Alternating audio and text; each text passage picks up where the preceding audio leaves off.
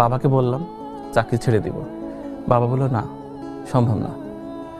সংসার চললো কিভাবে? কোনোভাবেই সম্ভব না। তুমি 1 কোটি টাকার কাছে লোন পাবা বাড়ি করার জন্য, চাকরি কেন ছাড়বা? তুমি 9ম গ্রেডের একটা চাকরি করতেছো, গ্রামীণ ব্যাংকের ব্রাঞ্চ ম্যানেজার, স্বপ্নের ব্যাপার, কেন ছাড়তে হবে? মার কাছে বললাম, রাজি না। মা বললো আমি জানতাম তোকে তো কিছুই হবে না, শুধু এটা না, কোনো জায়গায় তো শান্তি নেই। আমি ফোন করলাম আমার ওয়াইফের কাছে, ওকে। ওর নাম হচ্ছে নিশা।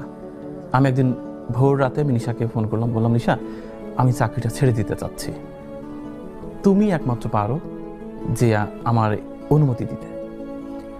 সে বলল কি, দেখো আসলে তোমার হাত ধরেছিলাম কিন্তু এটা ভেবেই যে আমাদের গাছতলায় থাকতে হতে পারে, তুমি তো তখন ব্যাংকের ম্যানেজার ছিলে না, তো দরকার কি? তোমার যদি ভালো না লাগে, তুমি স্বস্তি না